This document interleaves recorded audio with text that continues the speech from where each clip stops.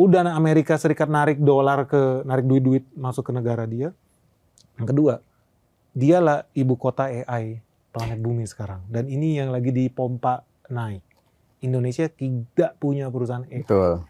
Indonesia tidak punya perusahaan semiconductor. So yang terjadi adalah teman-teman makin banyak perusahaan-perusahaan AI. Bentar lagi by the way mau IPO ChatGPT, Cloud mau IPO, Anthropic ya. tuh tambah banyak. Duit bakal pindah ke sana. Yang sebelumnya kita berharap orang Jepang nanti invest ke ISG gitu kan ya. Orang dari Jerman, orang dari Cina. No, mereka akan follow the money. Karena mereka melihatnya Melihat langsung itu. Trennya adalah AI. Kita nggak ada AI, ya mereka akan ke-download semua di sana. Dan itu bisa jadi tercipta the next bubble. Tahun 2000 bubble.com. Teman-teman akan saksikan bubble AI. Ketika itu semua terjadi. Apakah trennya bakal segera terjadi? I think in the next 2 or 3 years. Kita akan bubble di sana. Terus ke pasar kita jadinya seberapa signifikan tuh Mas? Ini kembali lagi nanti ya sama si MSCI lagi. Mereka bisa manfaatin momen itu nggak? Dan Indonesia bisa nggak prop up yang tadi? Kita sebetulnya ada banyak peluang di ESG. Menurut gua, behind every crash itu selalu lot of opportunity. Contoh, neraca dagang kita minus. Betul.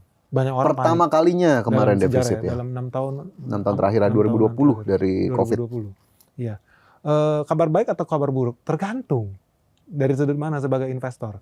Kita nggak bisa bilang itu hal jelek karena berdasarkan 1 bulan minus. Ya. Kita kan harus lihat kinerja perusahaan pun dihitung 1 tahun. Betul. Gitu. And that's to be expected. Kenapa? Simpel aja. Let's say kita terbiasa ekspor 1 ton sawit. Dulu nilainya $1 15.000. Oke ya. Terus sekarang gara-gara rupiah melemah $1 jadi 30.000. Apakah artinya ini jadi berkurang valuasinya?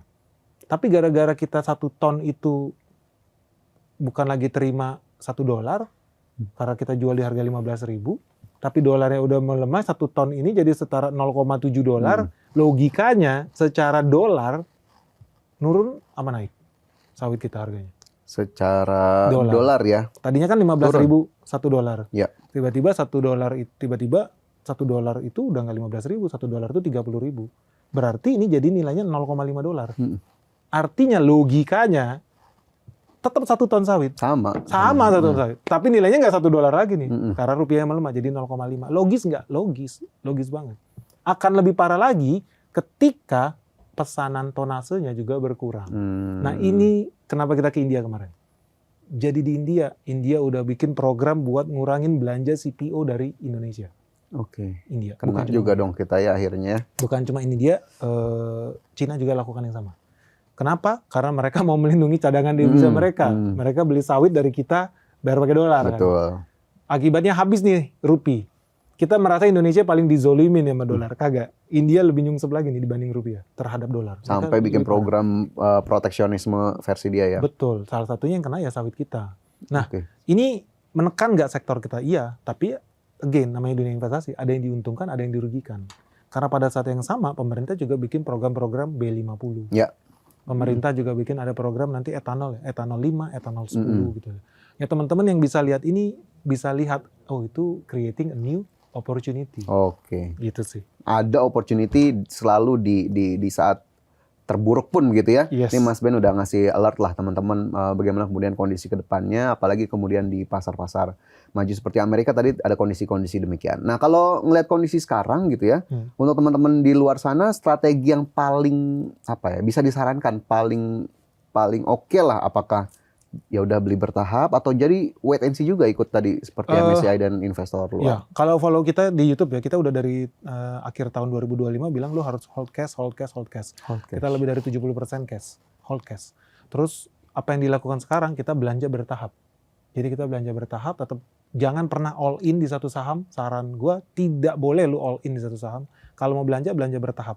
Sampai ada kejelasan nih dari si MSCI ini. Gimana permainan politiknya mereka lah. Buat bikin negara berkembang ini jadi budaknya mereka. Kita ikutin aja permainan mereka gimana. Tapi again, kita tidak pernah takut dengan namanya market. Karena tadi yang namanya crash itu create opportunity. Justru ini momen di mana orang-orang pada belanja murah. Dan gue udah lihat kok dari kemarin banyak investor Singapura, banyak investor dari Amerika, diem-diem dia belanja. Ya, kita tahulah permainannya. Ya. Boleh di-spill dikit nggak, Mas? Yang jadi lirikan mereka tuh apa tuh? Ada mungkin nggak mesti spesifik banget, tapi bisa digambarkan, mungkin teman-teman nanti cari sendiri. Aduh, gimana ya? Jadi kalau kalau lihat ada sempat di-mention di perjanjian dagang antara Amerika Serikat dengan Indonesia yang sempat dibatalkan sama Mahkamah Agungnya Amerika. Itu kalau baca footnote-nya, itu ada komoditas yang memang diincar sama Amerika Serikat. Dan nilainya naik terus, barangnya pun langka. Mereka nggak ada pilihan, mereka harus punya itu. Kenapa? Ingat, yang namanya AI itu butuh energi listrik. Oke, tapi investor AI juga nggak mau pakai energi yang kotor. Artinya mereka harus pakai energi yang bersih. Energi yang bersih dapat dari mana? Dari matahari mungkin. EBT mungkin dari air. Yang nggak bisa matahari ini nyala 24 jam. Masa abis itu mati lampu servernya? Bro, sorry hari ini mati lampu dulu nih soalnya matahari udah padam. Nggak mungkin dong. Artinya mereka harus bikin storage. So that's why they have to acquire it. Jadi pelan-pelan di belakang mereka pada belanja nih di Indonesia nih. Karena arahnya semua bakal serba AI. Dan AI butuh lot of energy.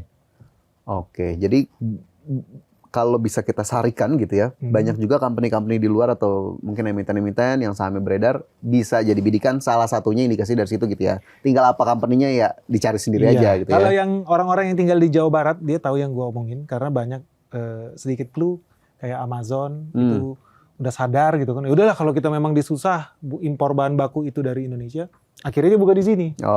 Jadi Amazon dia buka di sini, Google udah buka di sini. Salah satu perusahaan data terbesar dari Eropa buka server juga di sini gitu. Ini udah masif loh. Siap. Boleh teman-teman dicari tahu ya kalau memang masih cocok, mungkin berarti akhirnya sama nih dengan apa yang udah di spill dikit oleh Mas Benny. Oke, Mas Ben, kalau rupiah lah sedikit aja soal rupiah. Dengan pelemahan rupiah, valuasi saham kita nih ada ngaruhnya nggak, atau benang merahnya di mana nih, dan ke ekonomi kita juga gimana, Mas Ben?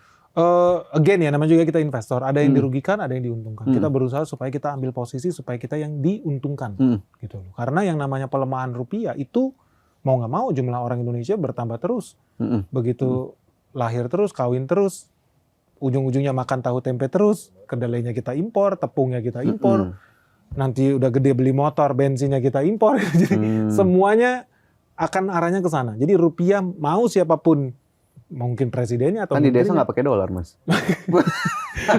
Tapi realitanya kita butuh, orang Indonesia hobinya adalah konsumsi barang-barang impor itu gitu loh. So akan terus melemah. And that's okay kalau kita dalam posisi negara yang bisa ekspor terus. Ekspor kita bisa lebih tinggi dari impor. So yang dilakukan oleh negara atau pengusaha dalam konteks yang lebih kecil, ya kita harus sudah mulai punya orientasi ekspor dan kasih nilai tambah terhadap produk ekspor kita.